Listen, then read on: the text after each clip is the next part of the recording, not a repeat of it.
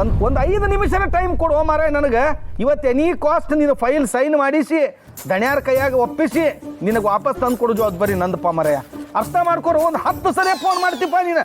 ಆಯ್ತಾಯ್ತು ಮಾಡ್ತೀನಿ ನಿನ್ನ.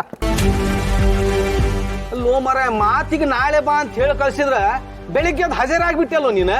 ಸರ್ ತುಂಬ ಇಂಪಾರ್ಟೆಂಟ್ ವಿಷಯ ಸರ್, ನಾನು ಅವ್ರ ಹತ್ರ ಮಾತಾಡಲೇಬೇಕು ಸರ್. ಬೇಗ ಮಾತಾಡ್ಕೊಂಡು ಹೋಗ್ಬಿಡ್ತೀನಿ ಸರ್. ಪ್ಲೀಸ್ ಮೀಟ್ ಮಾಡಿಸಿ ಸರ್.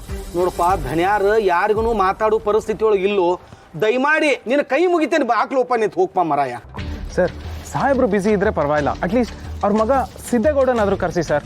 ನಾನು ಅವ್ರ ಹತ್ರ ಮಾತಾಡಲೇಬೇಕು ಸರ್. ತುಂಬ ಇಂಪಾರ್ಟೆಂಟ್ ವಿಷಯ ಸರ್. ನೋಡಪ್ಪ, ಅವ್ರಿಲ್ಲ ಅಂತಂದ್ರು ನೀ ಕೇಳುವಲ್ಲಿ. ಯಾವ ವಿಷಯ ಹೇಳಾಕ್ ಬಂದಿ ಅದನ್ನ ನನ್ನ ಮುಂದೆ ಹೇಳಂದ್ರು ಅದು ನೀ ಕೆಲಸ ಮಾಡುವಲ್ಲಿ. ನೋಡಪ್ಪ, ಹಿಂಗಾದ್ರೆ ಕೆಲಸ ಬಗೆಯೋದಿಲ್ಲ. ದಯಮಾಡಿ ಸಾಹೇಬ್ರು ಬರೋದ್ರಾಗ ನಿಮ್ಮ ಮನೆಗೆ ಹೋಗ್ಬೇಕು. ನೋಡಿ, ನೀವು ಅವ್ರನ್ನ ಮೀಟ್ ಮಾಡಿಸ್ದಿದ್ರು ಪರವಾಗಿಲ್ಲ, ಅಟ್ಲೀಸ್ಟ್ ನಾನೊಂದು ಲೆಟ್ರು ಬರ್ಕೊಡ್ತೀನಿ. ಅಟ್ಲೀಸ್ಟ್ ಅದನ್ನಾದರೂ ಅವ್ರ ಕೈಗೆ ತಲುಪಿಸ್ತೀರಾ? ನೀ ಏನು ನನಗೆ ಬಿಡೋಂಗೆ ಕಾಣೋಂಗಿಲ್ಲಪ್ಪ ಮಾರಾಯ ನೀನು. ತಗೋ ಮಾರಾಯ, ಏನು ಬರೀತಿ ಬರೀ, ಅದನ್ನು ಸಾಹೇಬ್ರಿಗೆ ಮುಟ್ಟಿಸ್ತೇನೆ ನಾನು. ಆಯ್ತಾ? ತಗೋ, ಚಂದ ತಗೋ, ಅಲ್ಲಿ ಕುಂದ್ರು ಬರೀ. ನಮಸ್ಕಾರ ಸರ್, ನಾನು ಯೋಗಿ ಅಂತ, ವೈಲ್ಡ್ ಲೈಫ್ ಫೋಟೋಗ್ರಾಫರ್. ಸರ್, ಇದು ಆಕ್ಸಿಡೆಂಟ್ ಮಾಡಿರೋ ಕೇಸ್ಗೆ ಸಂಬಂಧಪಟ್ಟ ವಿಷಯ. ಅದಕ್ಕೆ ಸಂಬಂಧಿಸಿದ ಸಾಕ್ಷಿ ನನ್ನ ಹತ್ರ ಇದೆ. ಇದನ್ನು ಹೇಳೋಣ ಅಂತ 2 ಸಾರಿ ನಿಮ್ಮ ಮನೆ ಹತ್ರ ಬಂದೆ, ಆದರೆ ನೀವು ಬ್ಯುಸಿ ಇದ್ದೀರಾ ಅಂತ ಮೀಟ್ ಮಾಡೋಕ್ಕೆ ಆಗಲಿಲ್ಲ. ಸರ್, ನಿಮ್ಮನ್ನು ಆಕ್ಸಿಡೆಂಟ್ ಕೇಸಲ್ಲಿ ಫಿಟ್ ಮಾಡಿದಾರಲ್ಲ, ಅದರಲ್ಲಿ ನಿಮ್ಮ ತಪ್ಪು ಏನೂ ಇಲ್ಲ.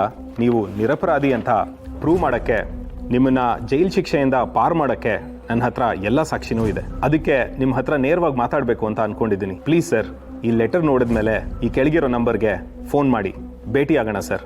ಇಂತಿ ಯೋಗಿ.